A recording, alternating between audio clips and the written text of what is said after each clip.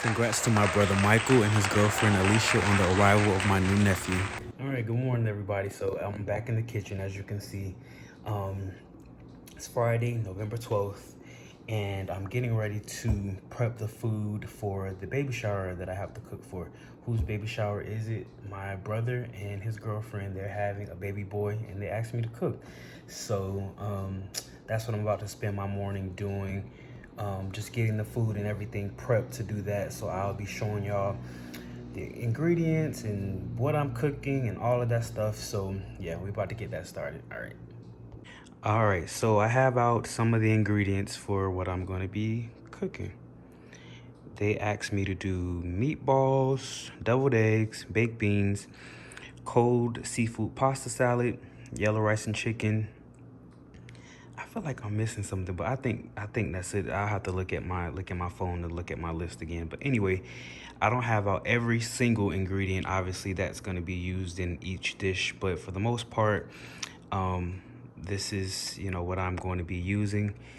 I think the first thing I'm going to start with this morning is getting this chicken cleaned up and seasoned, so that can kind of be marinating for a bit, and I'll show that whole process of how I'm going to do the rice.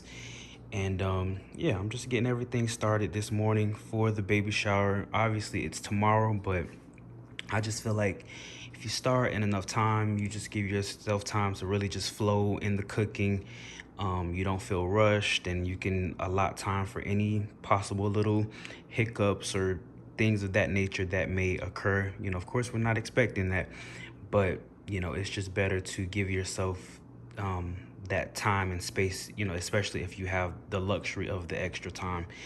And I think it's just better anyway, when you start ahead of time, and that food is gonna be on point. So yeah, here are some of the ingredients, and we're about to get into it. All right, so one of the first things I'm gonna work on is the cold seafood pasta salad. I have my cucumbers and tomatoes that I'm going to be cutting up, little imitation crab meat, and of course, the Italian dressing and whatnot that's gonna go in there. Over here on the stove, I have the spaghetti noodles boiling, which also obviously is the pasta part of the seafood pasta salad. The reason that the water is this color is because I seasoned the water with Old Bay. You know how usually they say to salt the water, but instead of putting salt, I just went ahead and put Old Bay into the water, along with a little bit of the granulated chicken bouillon seasoning.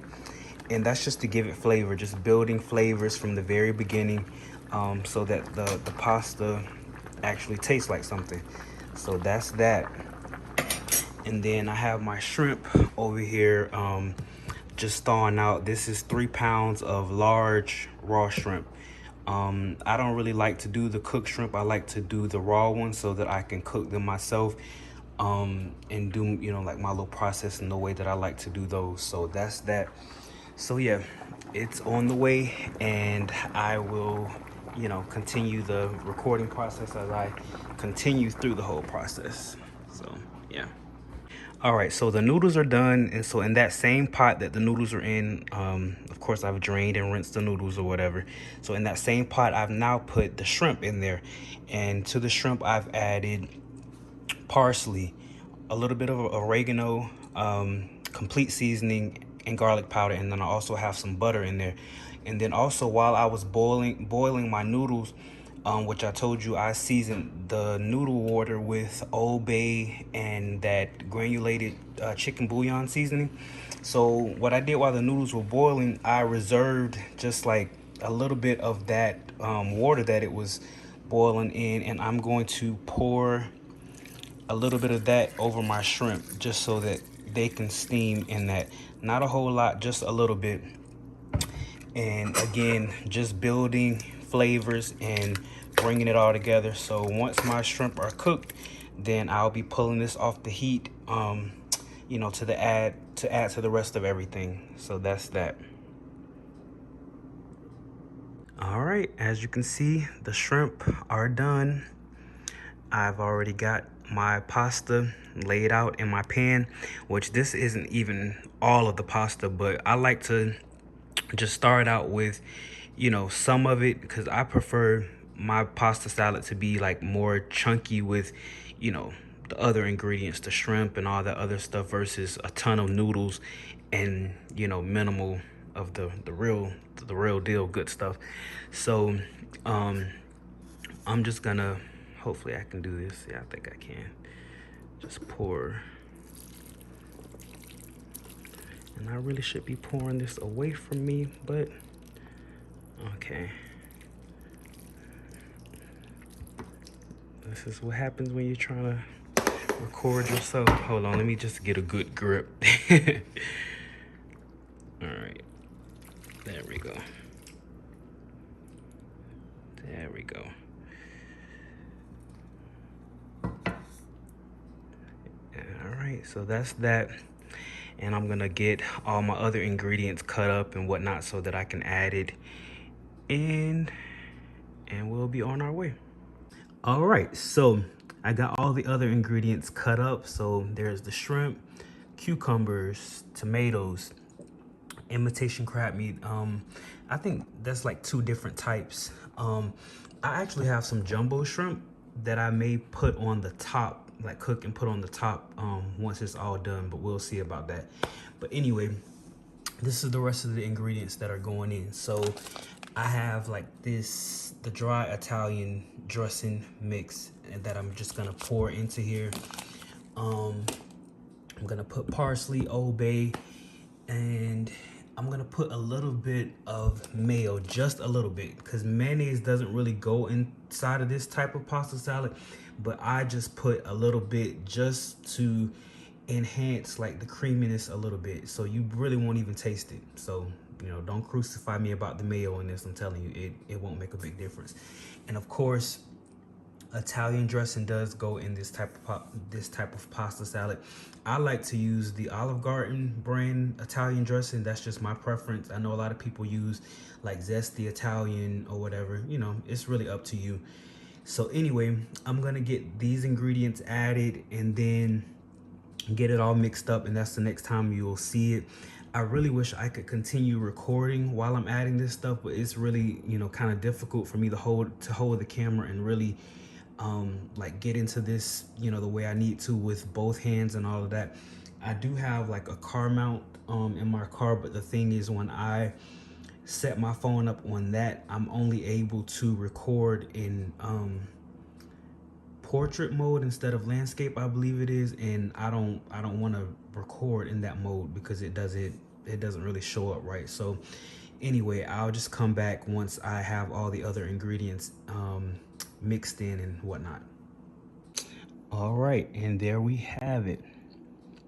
That's the cold seafood pasta salad. And it probably like looks a little dry right now, but that's because I didn't even put I only put what was left in this bottle of Italian dressing. I didn't even put any of that in there yet. Reason being, like I said, the baby shower is tomorrow. The pasta will soak up a lot of the dressing, so I don't want to put all of that in here now and then it be all soaked up. So what I'm gonna do, I mean, and it is, you know, creamy for the most part, but anyway, what I'm gonna do is tomorrow, probably like an hour or so before it starts, I'm gonna pour the rest of the Italian dressing in here. That way it won't have soaked up all the dressing and then be dry tomorrow. We don't want that. But the flavor and everything is on point for sure. I'll probably like garnish it and stuff tomorrow as well. I'm not gonna do that today because obviously if I'm gonna be putting more dressing in there tomorrow, I'm gonna be stirring and mixing in it, so there's no sense of, you know, doing a garnish and all that stuff on top when I still got to do more stirring and digging around in this tomorrow. But anyway, that's the finished product. It tastes really good. I'll probably have my mom do a taste test just to, you know, make sure everything is on point, you know, give me that little stamp of approval. But anyway, I am pleased with how it turned out. And yep, that's it. My cold seafood pasta salad. All right, so next order of business is this yellow rice. I have me some vegetable oil heating up in this pot, and I'm about to sear my chicken thighs that I've already seasoned, as you can see. just gonna get them, you know, nice and brown on both sides, because what I'm gonna do is make a homemade broth that my rice is gonna be cooked in. I'm making this rice, this yellow rice and chicken in the oven. I'm not making it on top of the stove, but I have to make my broth first. That's gonna, you know, obviously that the rice is gonna cook in, like I already said that. I'm going to, once this chicken is done, okay, let me explain what I'm about to do. So I'm about to sear in the flavor, just in a little bit of oil. That's what I'm doing first and foremost. Then once that's done, I'm gonna add the chicken back into this pot, and I'm gonna cover it with water and let it boil down until it gets tender enough for me to debone it and pull it off the bone, because that chicken that I pull off the bone is what's gonna be in my rice. I'm also going to saute up my peppers too. That's also going in my rice. So I'll be showing that whole process. I actually might not actually bake the rice until the morning. I'm not sure on that yet. I'm not sure, but that's what I'm leaning towards. But anyway, I'm gonna get this started. So my oil is hot.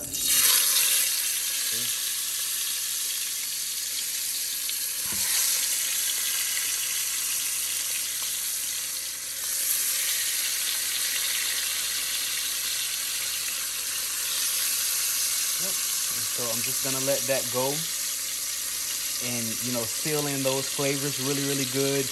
And like I said, once that part of it is done, I'm gonna cover it with the water so that it can boil down and get tender enough for me to, you know, pull it on off the bone, and we'll be on our way. All right, so I turned my chicken. It's got that nice color on it. Oh, it's fogging up the camera. But yeah, it's got that nice color on it, sealing in those flavors. And I'm just gonna cook this back, and then I have 4 more pieces to put in there, and then that'll be it. All right, so I got all the chicken seared off, and then I have now added my bell peppers and onions to the pot. And I made sure to scrape up those little bits, you know, that had collected at the bottom of the pot from the chicken, because that's just all, of course, extra flavor that you want to be, you know, in the dish. And the reason that there's a bit of like liquid in here is because my bell peppers were frozen, so I got to make sure I kind of like let that kind of cook out. But anyway, I'm just letting this saute down or whatever. And once that's done, I'll be adding the chicken back and then covering it with water. Or I have a lot of chicken broth. I might cover it. No, I'm not gonna cover it with chicken broth. No, I'm not gonna do that because I'm making a homemade broth. So what I'll do, I'll show what I'm gonna do. But anyway, I'm just gonna continue to let this saute down, and then we will be back. Okay, so the majority of that liquid from those bell peppers being frozen has finally kind of absorbed through the cooking process. So now it's actually sauteing versus steaming like it was before. So I'm about to take these out of here though, because they're pretty much, you know, they're tender. I don't need them to be like mushy or anything. And then I'm gonna add those to my rice, or I may just set it aside for the time being, but I'll see. All right, so the veggies are all sauteed off. So now I have added my chicken back to the pot, and I've covered it with about 10 cups of water, because I'm doing like 5 cups of rice. And then I'm gonna go in with some of this right here. Make sure I have that. No, I want the other side.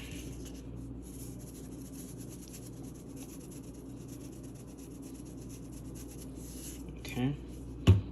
And then also I'm gonna go in with a little bit of this, not too much of that, because that I probably should have had the top taken off. Hold on one second. Can I get it? Okay, you know what? We're gonna just do a little quick prop up. I'm sorry, I have to edit that out.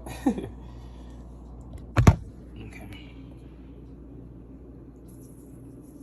Yeah, just like that much of that, not too much. And of course, I'm gonna taste this too.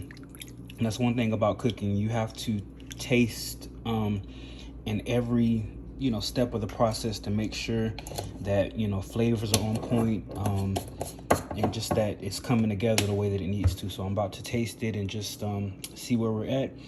And once this comes to a boil, I'm just gonna let it boil down until the chicken is tender, and I'm able just to pull it right off the bone. And of course, as it's cooking, that chicken is just gonna be releasing more flavor into the water to create this broth that's gonna be for our yellow rice.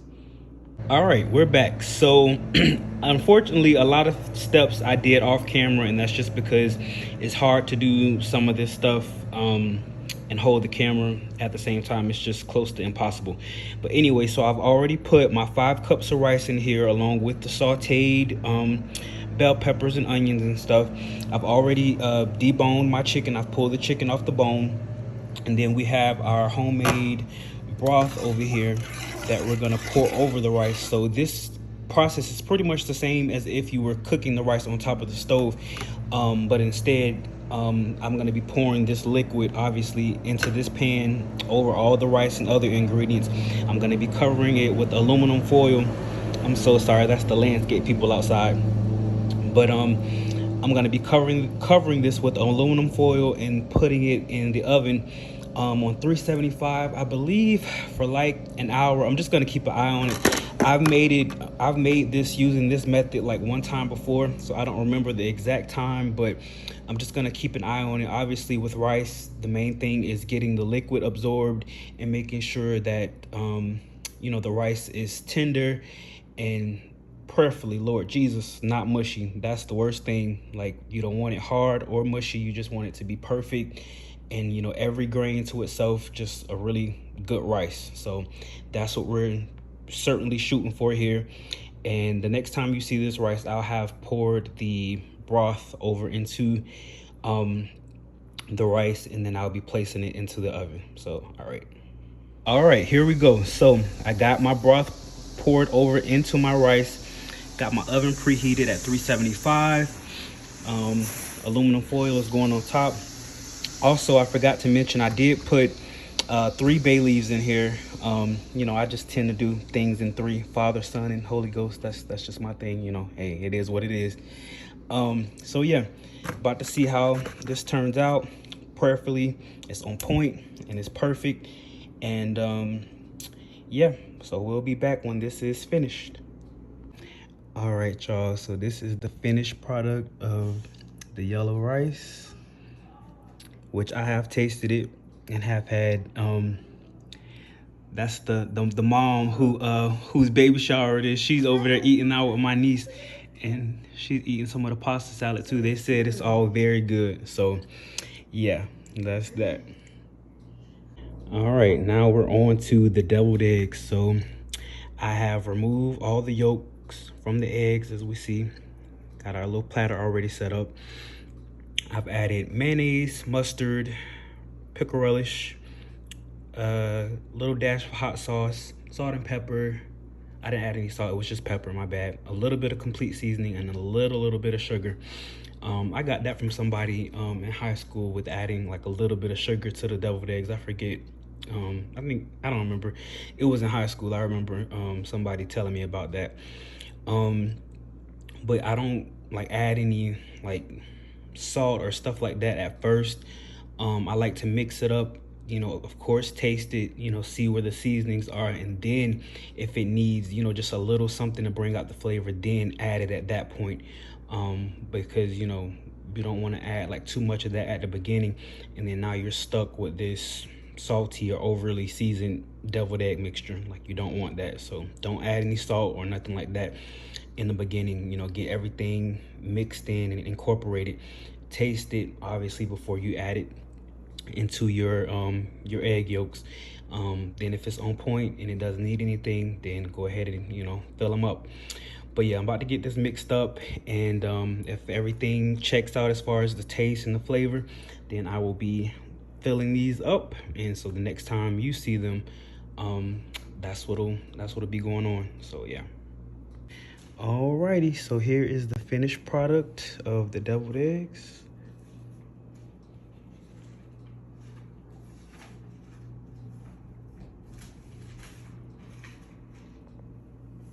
All right, so now I'm on to making the meatballs. So these are the ingredients that I need for that. Obviously the meatballs right there, barbecue sauce, some grape jelly, complete seasoning, and a little bit of this teriyaki sauce or marinade. So what I've already done, I've melted some butter at the bottom of this pan, and I'm gonna add the barbecue sauce along with the grape jelly and make make like a sauce or whatever. Then I'm gonna add the meatballs in.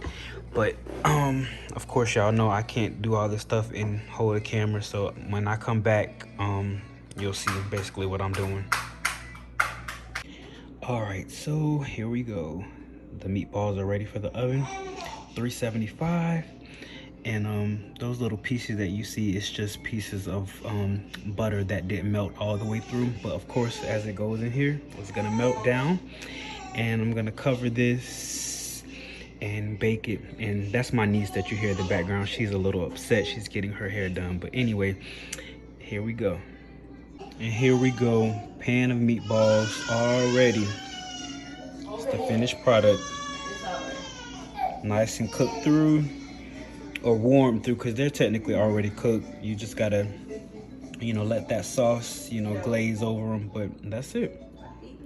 All right, y'all, so this is actually the next day of me cooking for the baby shower. I have done everything that I'm gonna cook. The last thing to make is the baked beans, but I'm not gonna be making the baked beans. We have a special guest coming on to make the baked beans. I do know how to make baked beans, but I have held this person as the queen of the baked beans, so that's who's gonna be guest appearing today to do that. So you're gonna be seeing who this guest is in the next clip, so stay tuned.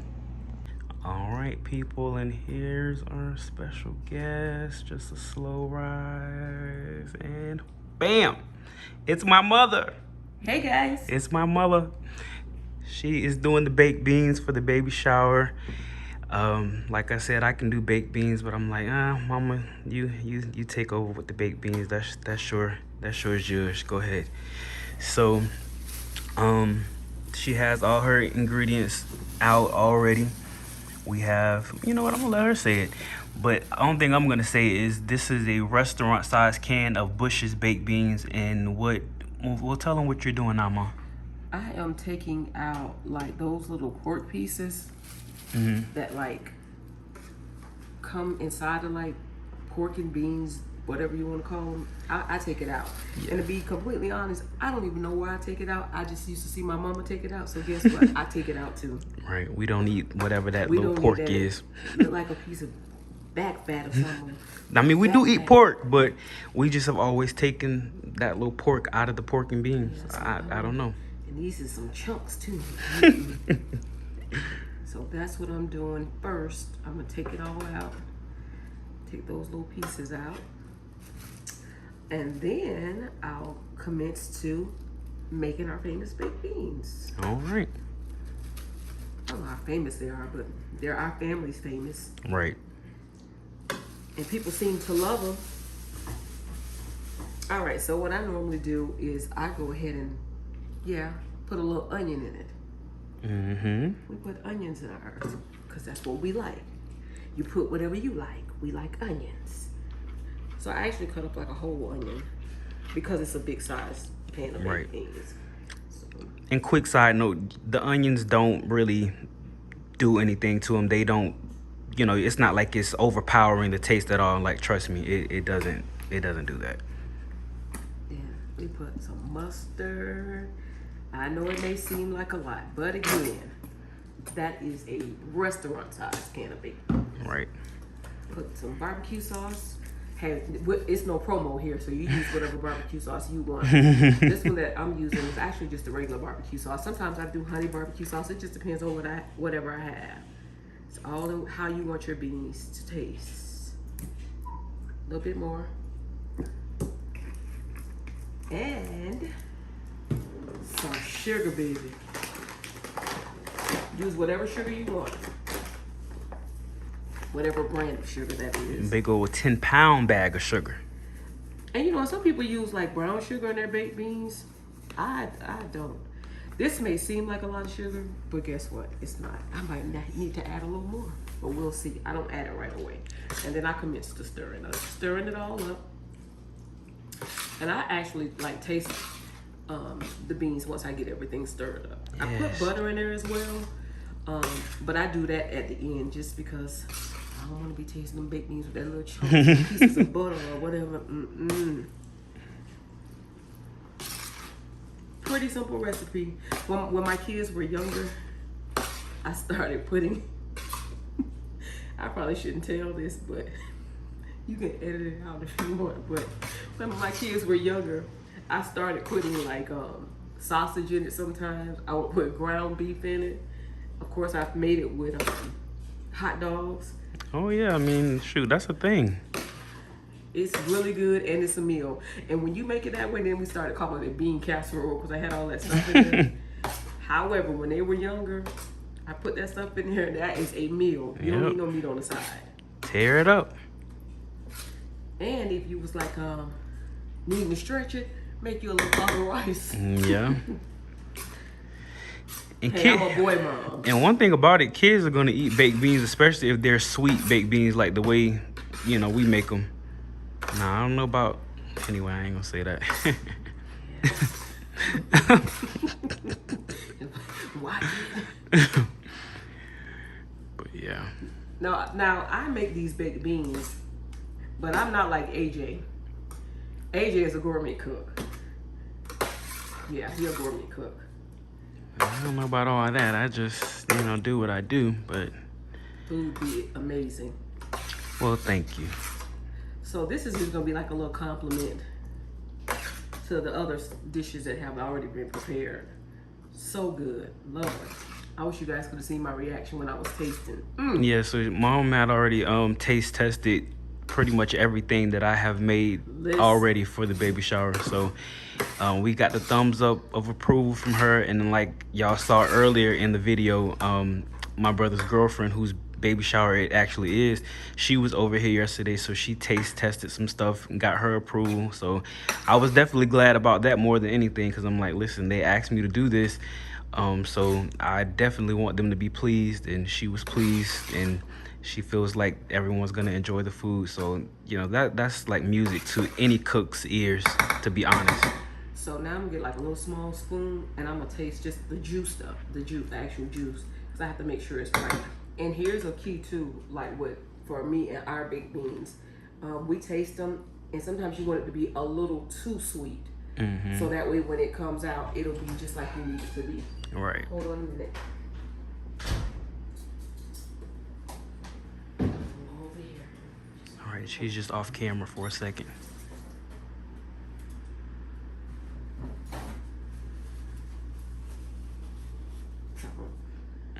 Do a little taste test here. Like I said, just taste the juice of it. Or is it called juice? What is it called? Yeah.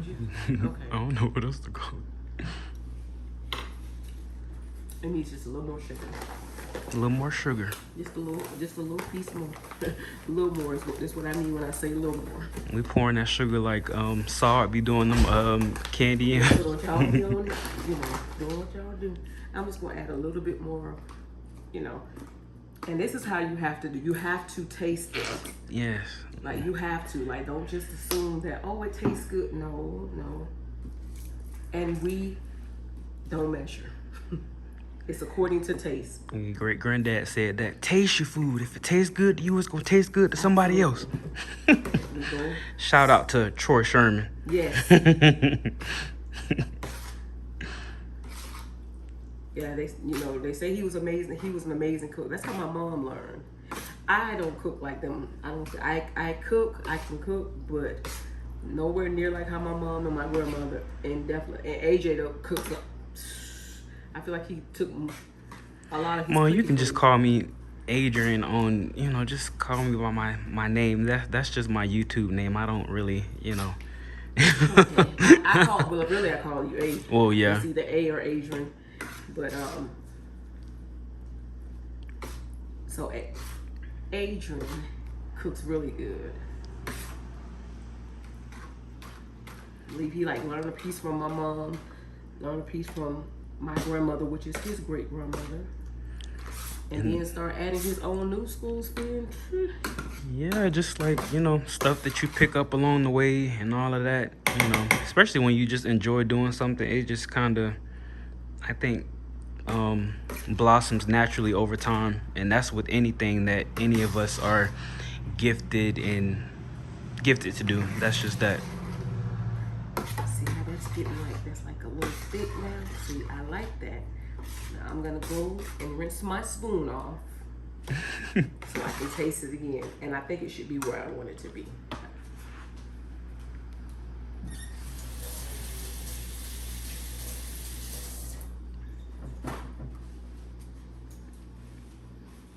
Clean spoon, people.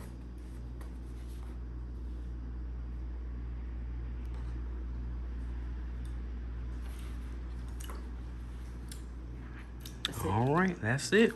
So now I take and I just like put pieces of butter. I prefer butter. You could use margarine if you want. It's just completely up to you. Or margarine, that's how my grandma said. She said. And she used, I don't want to name drop what she used, because it don't matter. Use what you want to use. Margarine, butter, that's what we use. And it makes it so good. So yeah, I don't want this particular portion to be too long, but Mom is gonna finish adding the butter, and then we're gonna get it over into the oven, and the next time you see it, it will be done. Is there anything else you wanted to say, Mom? No. Bye, guys. All right. All right, here it is, people. The baked beans are out of the oven. As you can see, everything has thickened up nicely, and then as they just sit out, they'll continue to, you know, thicken and whatnot. But they definitely smell good, and I know they're gonna taste good.